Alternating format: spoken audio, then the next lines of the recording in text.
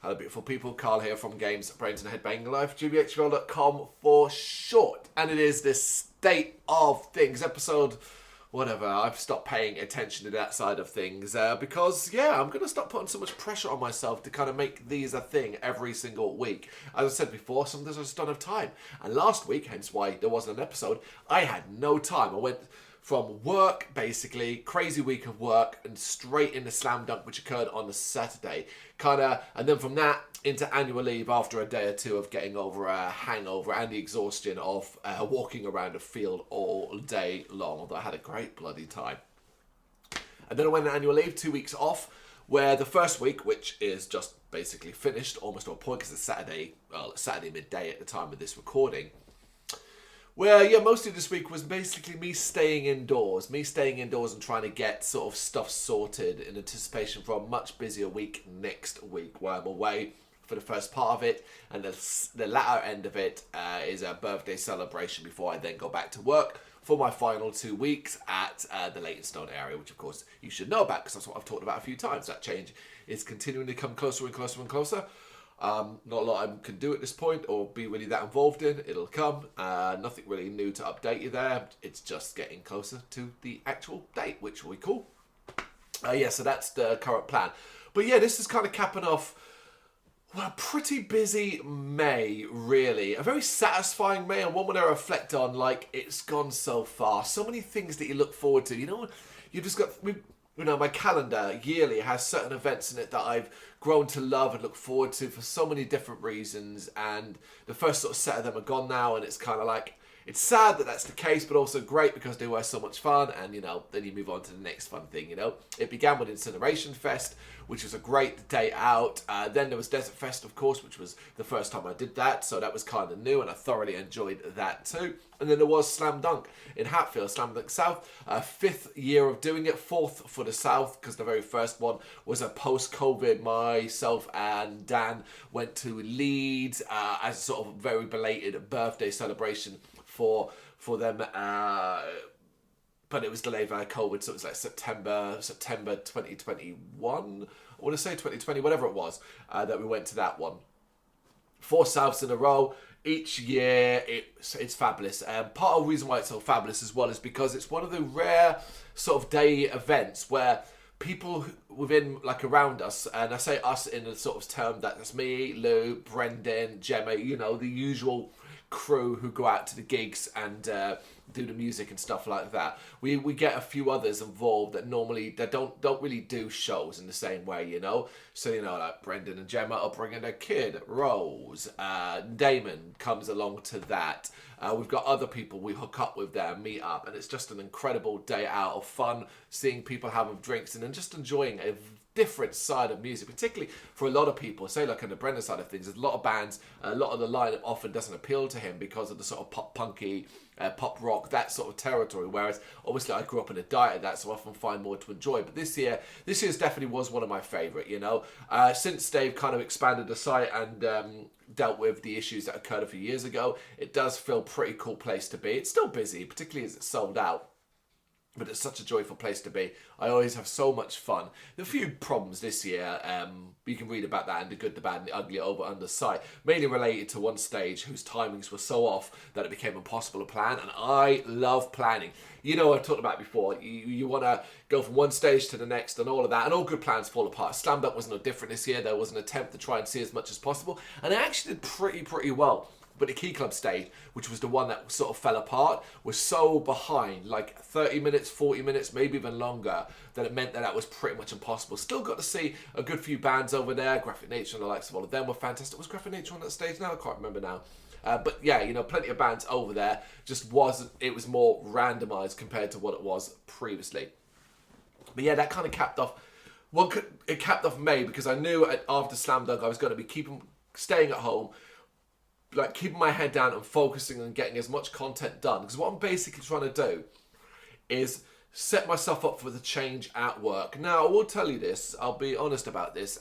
Leytonstone work, where I work now, has allowed me a certain level of ability to do website GBHBL stuff at work. You know, there are certain shifts where not a lot will happen, or there are some days where not a lot happens overall, and I'm able to just sort of have some music playing in my office, and I'm able to sort of type out and write things as I'm doing my job at the same time. It has allowed me. I won't have that luxury going forward. You know, I expect to be a lot busier, a lot more having to be clued in or turned on, should I say. Turned on, you know what I mean? Switched on. There's the right one, switched on.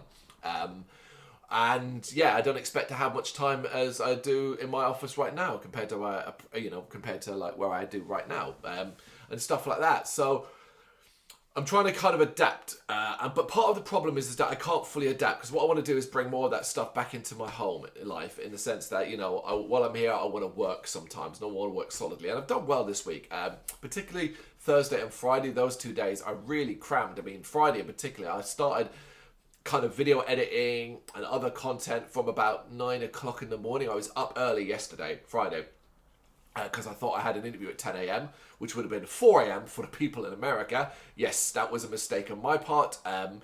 It was actually supposed to be 10 p.m. my time, so 4 p.m. their time. That's been rescheduled. Hopefully it'll all work out next week, because I really do want to talk to them.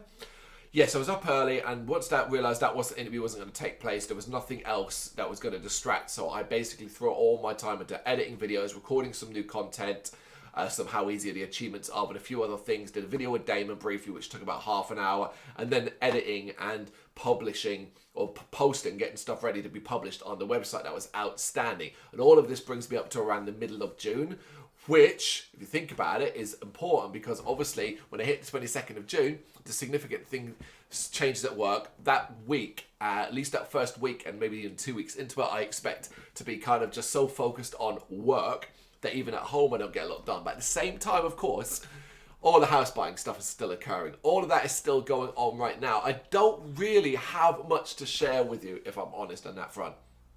It's solicitor stuff. It's slow.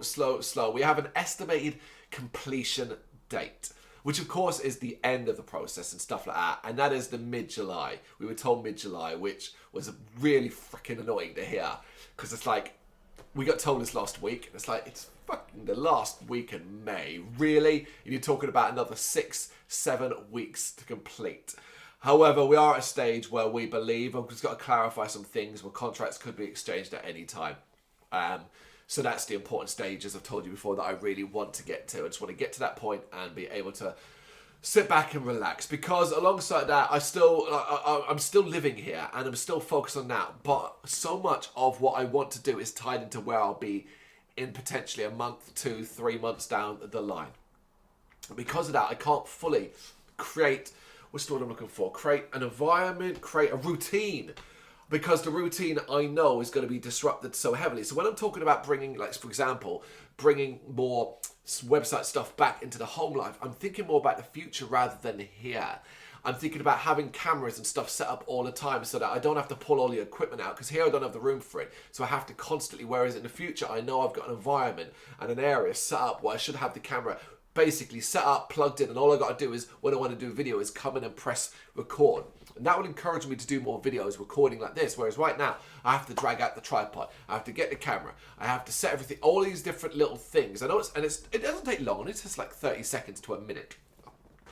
But in that time, excuse me, if I'm not feeling, yeah, I had to cut there, a little bit of dust in my throat. But as I was saying, yeah, like that 30 seconds to 1 minute, sometimes if I'm not feeling it, it'll be enough to make me just go, I'd sleep this week.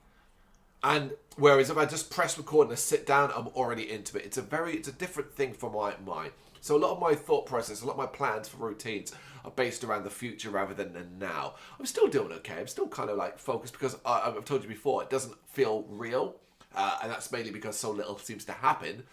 So I'm still, not sitting here. I'm not packing up everything around me. I only packed up one thing, which was a bookshelf that was there, and that was it. But over the past week or two, particularly because I was off, I ended up doing a few little bits. Basically, we have like a spare room / spare bedroom / old Dan's bedroom when he stayed here. That's basically become a storeroom. So lots of stuff in there were just kind of packed up in boxes and pushed to the side. Nothing major, just some old stuff and things like that. Being very careful to not pack up anything that's kind of significantly important at the moment, and that would affect our living standards here. Because we don't want to get ahead of ourselves, really. Because ultimately, we've talked to you before, until those contracts are exchanged, nothing, it can all still fall apart. I don't think it will. I really don't, not at this stage. Unless something significant happened in the sellers' lives that would cause their circumstances to change, I don't expect it to fall apart now. But, God, damn, I want this contract signed. I really, really do. Because then I can at least go, right, not worried so much about the completion date. Contracts are signed. We're starting to talk about them moving out and us moving in and all of that stuff. And then we can start to think really about that side of things. But I suspect, because we're looking ahead, it's May 31st today, so June, the June starts tomorrow. June's going to be what a significant month that is for me. There's a lot going on. It begins with Lou's birthday. That is the major thing. Got a little short trip up to Scotland, Edinburgh. I've never been there, so that's going to be fun. Then at the end of it, it's a celebration for Lou's birthday, which is always going to be fun. And then, as I said before, I've just got 2 weeks left at work, my current area, where I'll be mostly on nights, but around that I've got some training as well to do with the new area. And then it'll just be like counting down, because I will finish, I think I told you before, I'll finish on a Saturday morning. The Sunday afternoon is my first shift. I thought it was at Canary Wharf. It's not. It's actually at Canada Water. The difference between it's CDW... Oh, I've forgotten what it is now. Your CWD. I can't remember. CWR and CWF, I think, is the two codes for those two stations. But regardless, I'm at Canada Water for the first shift, which probably best, actually, because of the three, I'd imagine that's the probably easiest to... I'm probably getting that one wrong. I don't know, I'm not there. But either way, that's how it will be. And then I'll be kicking into that.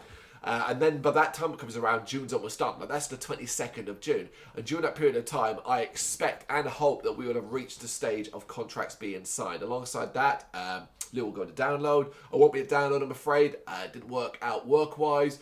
I did apply. For press for it, because I did try to get the time off.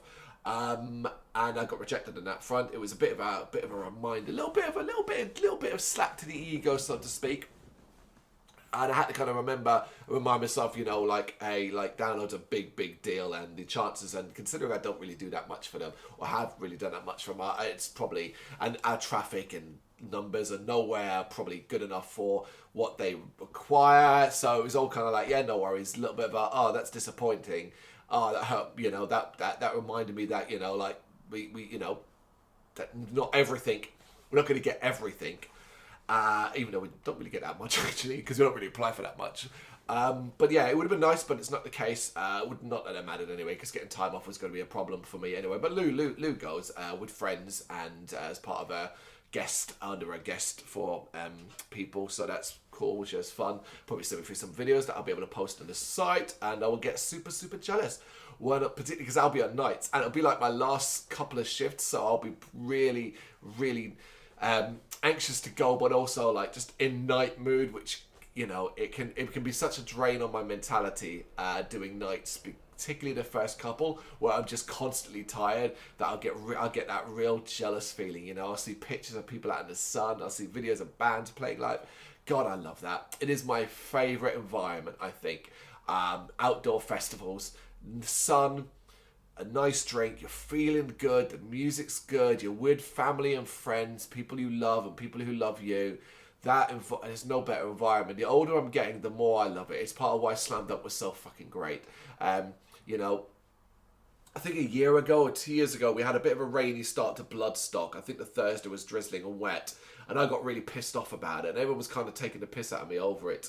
Over the fact that I got really annoyed about it. And I wasn't I was like honest about it then.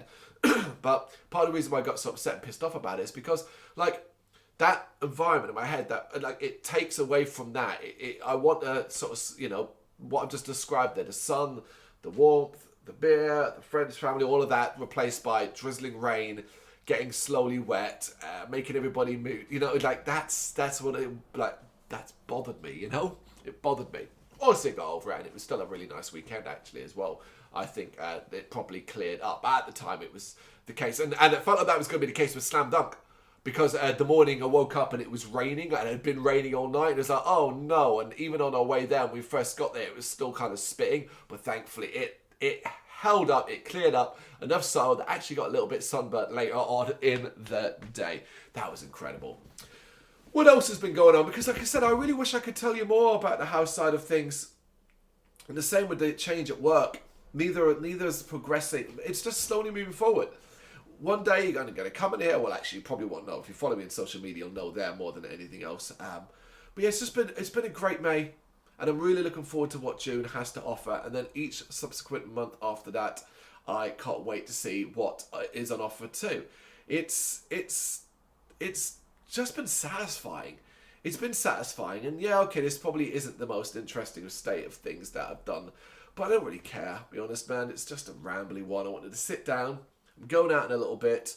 I will be off to see Confessions of a Traitor in London. That should be cool. I'm looking forward to that. And yeah, I'm just going to relax and enjoy the day. It's nice outside, so I'm going to do some walking later on. I tend to like to walk over from Charing Cross to Tottenham Court Road up to Camden. Is a nice walk. The Tottenham Court Road up to Camden is a really nice walk. 35-40 minutes if you know where you're going. Really nice if it's a nice day. Comfortable walk. I love doing that. I love that walk in particular. Alongside that, then it's to the 229 later on. Going to pop to the Black Heart, have some drinks and food there. It's going to be a nice day. And then on to tomorrow. And it's June, the start of what, as I said already, what I hope to be. And I really hope to be the most significant month I've had in my life for a long, long time. You want to put it like that, because like it's not the first time I've changed areas and jobs, like so to speak. In like go back to 2016. That was probably the most significant change I ever experienced. I had started the job as a station assistant. That was what was called back in the day in 2003. I was what we called reserve back then for the Stratford group. And then I became rostered at North Greenwich Station. During that time I'd been rostered at North Greenwich, I got the job as a control room operator, a SCRA or a SCRO, and that then put me back on the reserve on the Stratford group. I ended up loving being a reserve control room operator, so I basically stayed in that position until 2016, where they removed my job completely and made me a supervisor. But obviously the changes and where I was going to end up saw me potentially going to Holborn, which wouldn't have been too bad on reflection now. But I was going to have to cover down to a CSA position at the top. And well, that again wouldn't necessarily have been a problem. I was worried that I would not be able to get in for the extreme shifts, the dead earlies and the dead lates, which started like 5 in the morning and go until like 1 in the morning. I didn't think I'd be able to get in for those shifts. So when they sent me a letter telling me, hey, these are the areas that have very low waiting lists for supervisors, I jumped at the chance to really change things and went to Queen's Park on the Bakerloo line, which if you think about where I worked before, Stratford to the Bakerloo line, Queen's Park, that's quite a significant change. Not only did I change massive locations and all staff members brand new, I also changed jobs and became a supervisor. There will be no change that was as significant as that one. Obviously, that was 2016 to 2021, all through COVID and all of that. And in 2021, still in the supervisor position, the CSS2 position. I then moved to the Leytonstone area where I've been since then. And now this next one comes up and it is a change of job. It's CSS1 instead of 2. So the step up there plus a brand new location. So probably the biggest change since the 2016 change, even though there are going to be plenty of people I know, there are people I used to work with, there are people I work with now coming over as well. So there's a combination of it. It's going to be I'm very excited, basically, put it that way. But that alongside doing something I never thought I'd ever do, buying a bloody house. There we go. June is going to be crazy. I hope I've got a bit more like update for you. Next time we speak, who knows when that'll be. I'm not committed to doing them weekly anymore. I'm just going to do them as and when I feel like it. Particularly when I don't have much to talk about from the site perspective. It's been running well. You know, we're ticking off stuff. The reviews go up regularly. The content goes up regularly. Everybody's doing some good stuff. Great reviews, great videos. I'm happy with everything. You know, I'd love a little bit more free time to do more reactions and things like that, but we just don't have it. So we make do the best we can. Everything's just ticking along nicely. Relationships continue to grow. Some disappear as people move on and change, which is always sad to see, but what you gonna do?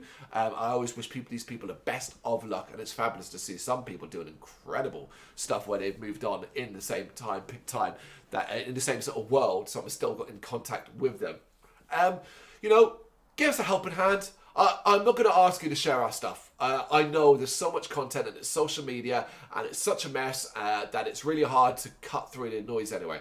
Not worry too much about that. But what you can do is help boost our numbers elsewhere. If you're on YouTube, just hit that sub button. It really, really helps us. It's one of the areas I'm constantly trying to grow and improve upon. And, you know, I think we're very consistent, you know, on YouTube as well. Obviously, like the actual pages. Like I said, you haven't got to share anything. I'm not asking you to do that stuff. But like, you know, hit that follow button in Instagram and like on Facebook and all stuff like that.